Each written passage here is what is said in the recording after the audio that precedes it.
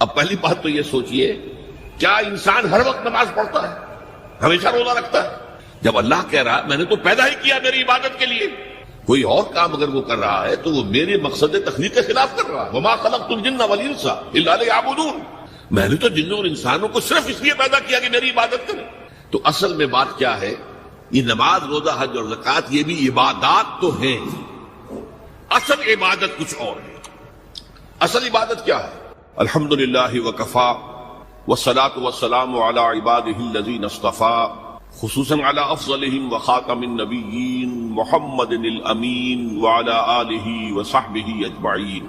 اما بعد فاعوذ باللہ من الشیطان الرجیم، بسم اللہ الرحمن الرحیم، رب اشرح لی صدری ویسر لی امری واحلل عقدۃ من لسانی یفقہوا قولی۔ اللہم ربنا الہمنا رشدنا واعذنا من شرور انفسنا، اللہم ارنا الحق حقا وارزقنا اتباعہ وارنا الباطل باطلا وارزقنا اجتنابہ، اللہم وفقنا لما تحب وترضى، آمین یا رب العالمین۔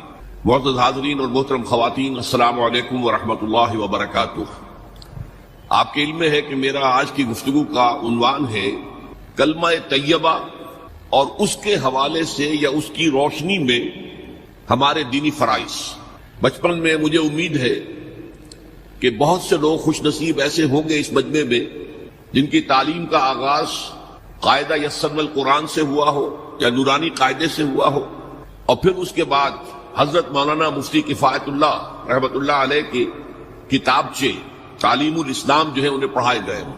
ظاہر بات ہے کہ آج کل وہ رواج ختم ہو چکا ہے، آج کا ہمارا دور مادہ پرستی کا ہے۔ ہماری تعلیم میں بھی آپ کو معلوم ہے کہ کنڈر گارٹن جو ہے اس سے بات شروع ہوتی ہے، اور ممی اور پاپا یہ الفاظ جو ہیں بچوں کو سکھائے جاتے ہیں، اللہ اور اس کے رسول کا نام عام طور پر نہیں پڑھایا جا رہا۔ لیکن یاد ہوگا آپ کو کہ اس سلسلے میں سب سے پہلے ایمان مفصل، ایمان مجمل یاد کرائے جاتے تھے، ایمان کیا کیا ہے، پھر 6 کلمے پڑھائے جاتے تھے۔ یہ 6 کلمے یوں سمجھیے کہ اسلام کی تعلیمات کا لب لباب اور خلاصہ ہے۔ ان میں سے پہلے 2 کلمے کیا ہیں جو اہم ترین ہیں؟ کلمہ طیبہ لا الہ الا اللہ محمد الرسول اللہ صلی اللہ علیہ وسلم، یہ مختصر ترین کلمہ ہے، اسے ہم کلمہ طیبہ کہتے ہیں، اور یہ سمجھیے کہ ہمارے دین کی جڑ اور بنیاد اور اساس ہے۔ دوسرا کلمہ اسی میں لفظ شہادت کا اضافہ ہو کر اشہد ان لا الہ الا اللہ واشہد ان محمد الرسول اللہ صلی اللہ علیہ وسلم۔ یہ کلمہ شہادت جو ہے یہ اسلام میں داخلے کا شاہ درا ہے۔ شاہ درا، در کہتے ہیں دروازے کو، شاہ درا بہت بڑا دروازہ۔ جو لوگ دلی سے واقف ہیں انہیں یاد ہوگا، معلوم ہوگا کہ دلی جو ہے وہ جمنا ندی یا جمنا دریا کے مغرب میں واقع ہے، اور مشرق سے جو بھی آتا ہے یو پی سے، اس کو پہلے ایک قصبے سے گزرنا پڑتا ہے جس کے بعد پل آتا ہے جمنا کا، اور اس قصبے کا نام ہے شاہ درا۔ اسی طرح کا شاہ درا ایک لاہور میں ہے۔ لاہور جو ہے وہ راوی کے جنوب مشرقی کنارے پر ہے، آباد ہے شہر۔ اب جو بھی پشاور سے، سرحد سے، اسلام آباد سے، پورے پنجاب سے لوگ آتے ہیں تو انہیں لاہور میں داخل ہونے کے لیے دریائے راوی کراس کرنا ہوتا ہے، لہذا وہاں بھی ایک قصبہ ہے جس کا نام شاہ درا ہے۔ شاہ درا یہ بڑا در ہے کہ جس سے داخل ہو کر آپ دلی میں یا لاہور میں داخل ہوں گے۔ اسی طرح میں نے عرض کیا کہ اسلام میں داخلے کے لیے شاہ درا جو ہے وہ ہے اشہد ان لا الہ الا اللہ واشہد ان محمد رسول اللہ صلی اللہ علیہ وسلم۔ آج میں انہی 2 کے حوالے سے آپ کے سامنے کچھ باتیں رکھ رہا ہوں، باتیں بالکل بنیادی ہیں، اور میں سمجھتا ہوں کہ آپ کے ذہنوں کے اندر موجود ہیں، صرف یہ ہے کہ آپ نے شاید زیادہ کبھی شعوری طور پر توجہ نہ دی ہو اور ان کے بارے میں کہیں گہرا غور و فکر نہ کیا ہو۔ دیکھیے پہلا جز کیا ہے؟ لا الہ الا اللہ، کلمہ توحید ہے یہ، اللہ کے سوا کوئی معبود نہیں۔ اب اس کا تقاضا کیا ہے؟ اور دوسرا جز ہے محمد الرسول اللہ صلی اللہ علیہ وسلم، اس کا تقاضا کیا ہے؟ اللہ کے سوا کوئی معبود نہیں، معبود برحق صرف اللہ۔ اس کا کیا مطلب ہے؟ عبادت صرف اس کی ہو، کوئی معبود نہیں اللہ کے سوا، عبادت اسی کی ہو۔ اس عبادت کا مفہوم کیا ہے؟ قرآن مجید میں بہت سے انبیاء کی اور رسولوں کی دعوت بیان ہوئی، اور نام بنام کہا گیا ان کی دعوت کیا تھی؟ ان اعبدوا اللہ ما لکم من الہ غیرہ، اللہ کی عبادت کرو، تمہارا کوئی الہ اس کے سوا نہیں۔ اس کے ساتھ ہی بعض صورتوں میں ایک لفظ کا اضافہ ہوتا ہے، سورہ شعراء میں ان اعبدوا اللہ واطیعون، عبادت اللہ کی کرو، میری اطاعت کرو۔ تو اللہ کی عبادت کیا ہے، جس کے لیے سورہ زاریات میں فرمایا وما خلقت الجن والانس الا لیعبدون، میں نے نہیں پیدا کیا ہے جنوں اور انسانوں کو مگر صرف اس لیے کہ میری عبادت کریں۔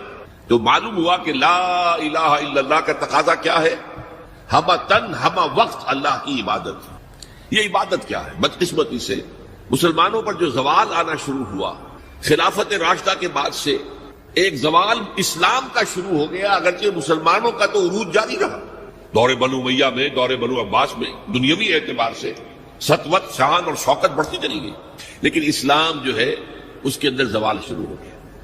سب سے پہلا زوال کیا آیا؟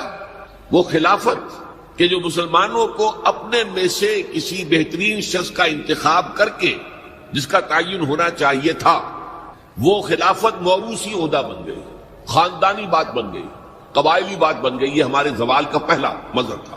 بہرحال اس کے بعد رفتہ رفتہ ہمارے تصورات بھی کچھ محدود ہوتے چلے گئے، ہوتے ہوتے بات یہاں تک پہنچی کہ عبادت کا مطلب ہے نماز، روزہ، حج اور زکوٰۃ۔ اب پہلی بات تو یہ سوچئے، کیا انسان ہر وقت نماز پڑھتا ہے، ہمیشہ روزہ رکھتا ہے؟ جب اللہ کہہ رہا میں نے تو پیدا ہی کیا میری عبادت کے لیے، کوئی اور کام اگر وہ کر رہا ہے تو وہ میرے مقصد تخلیق کے خلاف کر رہا ہے۔ وما خلقت الجن والانس الا لیعبدون، میں نے تو جنوں اور انسانوں کو صرف اس لیے پیدا کیا کہ میری عبادت کریں۔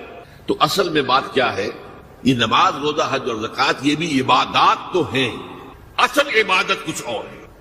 اصل عبادت کیا ہے؟ عبد کہتے ہیں غلام کو۔ غلام پچھلے زمانے کا تصور کیجئے، یہ ایسا نہیں تھا جیسے آپ کسی کو ملازم رکھ لیں، آج امپلائر امپلائی ریلیشن شپ یہ اور ہے۔ آپ نے کسی کو ملازم رکھا ہے، فرض کیجئے دہاڑی پر رکھا ہے، وہ 8 گھنٹے کام کرے گا پھر چھٹی کرے گا، اس کے بعد وہ آپ کا کوئی تابع نہیں ہے، آپ کا غلام نہیں ہے، بلکہ آپ کا بھی ایک ہی ووٹ ہوگا، جب الیکشن ہوگا اس کا بھی ایک ہی ووٹ ہوگا۔ تو اصل میں غلام جو ہوتا تھا وہ ہمہ وقت، ہمہ تن، ہمہ جہد، ہمہ وجوہ بندگی کرتا تھا، اطاعت کرتا تھا۔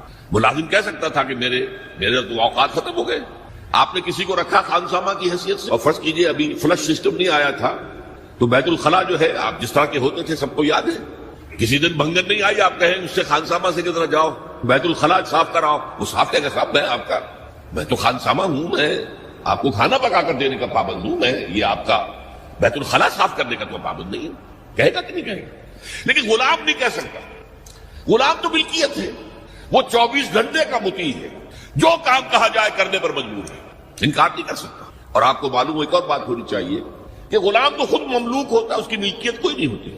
آقا نے کوئی اگر کوٹھڑی دے دی ہے کہ تم رات کو اس میں سو جایا کرو تو کیا وہ اس کوٹھڑی کا مالک ہو گئے؟ آقا نے کوئی چارپائی دے دی ہے اس پر سویا کرو تو کیا چارپائی کا مالک ہو گئے؟ نہیں، خود مملوک ہے۔ اور پچھلے زمانے میں غلاموں کا معاملہ کیا تھا؟ آقا جب چاہے ذبح کر دے، قتل کر دے، کوئی مقدمہ نہیں بنے گا، نہ 302 کا نہ 304 کا۔ کیوں؟ جیسے آپ کی بکری آپ کی ملکیت تھی، آپ نے ذبح کیا، گوشت کھا لیا، کوئی پوچھ سکتا آپ سے؟ میری بکری تھی بھائی، میں نے ذبح کیا، Who are you to ask me؟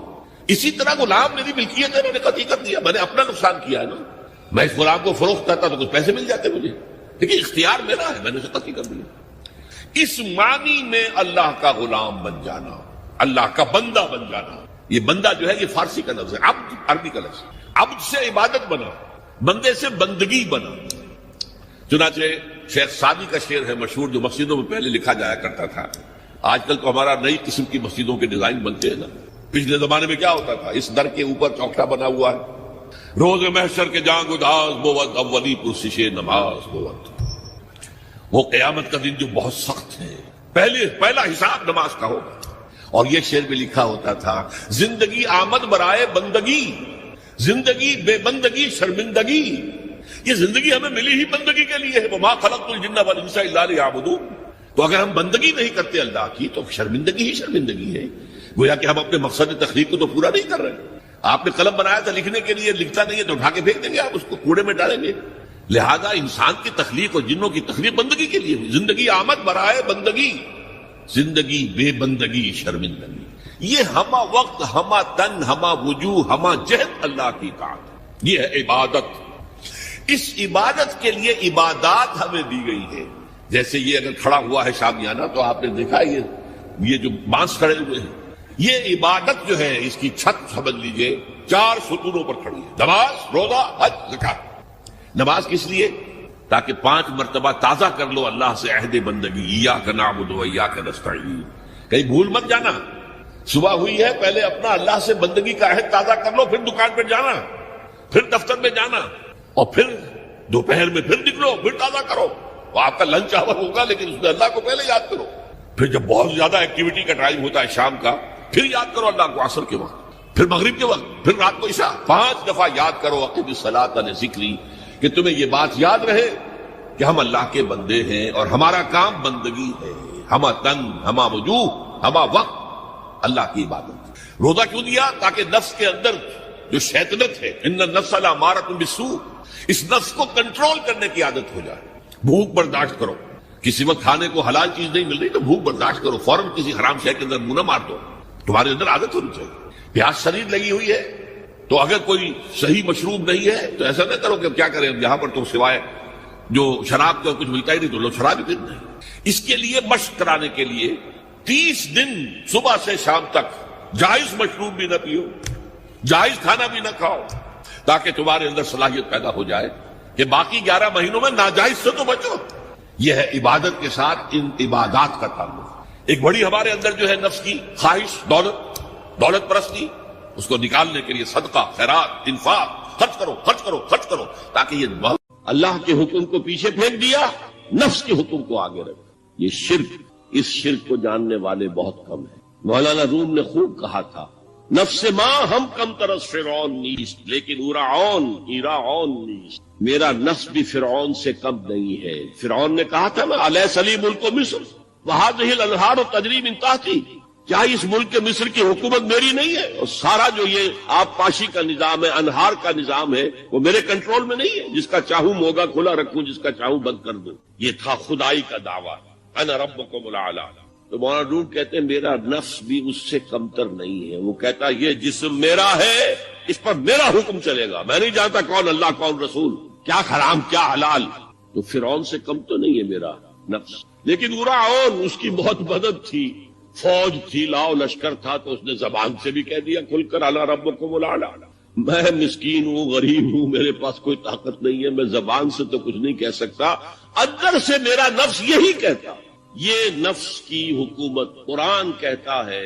میں حیران ہوتا ہوں، 2 جگہ یہ مضمون آیا ہے. ارأیت من اتخذ الہہ ہواہ افانت تکون علیہ وکیلا. اے نبی تم نے دیکھا اس شخص کو، اس کے حال پر غور کیا جس نے اپنی خواہش نفس کو اپنا الہ بنا لیا ہے. اللہ اکبر.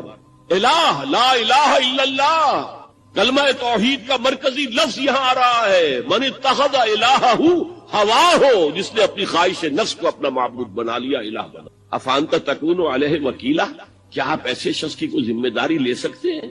سود حرام ہوا کرے جی، حرام حرام، ہمارا دھندا جو ہے وہ آگے بڑھ نہیں سکتا. اللہ کے حکم کو پیچھے ڈالا، نفس کے تقاضے کو آگے رکھا. کون معبود ہے آپ؟ نام عبداللہ رکھیے، نام عبد الرحمان رکھیے، ہے عبد النفس، نفس کے بندے، نفس کے غلام. پوچھا گیا ایو الہجرت افضل یا رسول اللہ، اے اللہ کے رسول بتائیے سب سے اعلیٰ ہجرت کون سی ہے، افضل؟ فرمایا ان تہجر ما کرہ ربک، ہر اس چیز کو چھوڑ دو جو تمہارے رب کو پسند نہیں.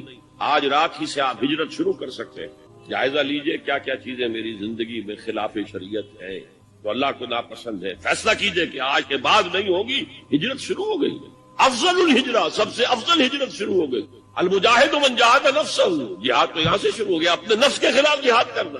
صبح نفس نے کہا ابھی سو جاؤ، آپ نے نفس کی بات کو رد کیا، اپنا کمبل اٹھا کے پھینکا، اٹھے، وضو کیا، نماز کے لیے آپ مسجد چل دیے. آپ نے جہاد کیا نفس کے خلاف. یہ افضل الجہاد ہے. افرأیت من اتخذ الہہ ہواہ افانت تکون علیہ وکیلا، کیا تم نے غور کیا اس شخص کی حالت پر جس نے اپنی خواہش نفس کو اپنا معبود بنا لیا، الہ بنا لیا. کہہ رہا ہے لا الہ الا اللہ، لا الہ الا اللہ، لیکن الہ تو اس کا لفظ ہے.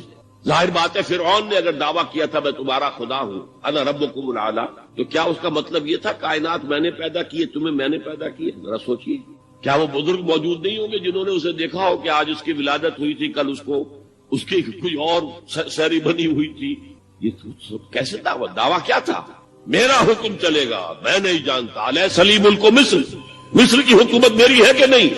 قرآن حکیم نے بھی سورہ آل عمران کے آخری رکوع میں ذکر کو سب سے پہلے اور سب سے اہم عامل کی حیثیت سے شمار کیا. چنانچہ اس کی پہلی آیت جو ہے سورہ آل عمران کے آخری رکوع کی، اس میں تو وہی مضمون جو میں بیان کر چکا وہ آیا ہے. ان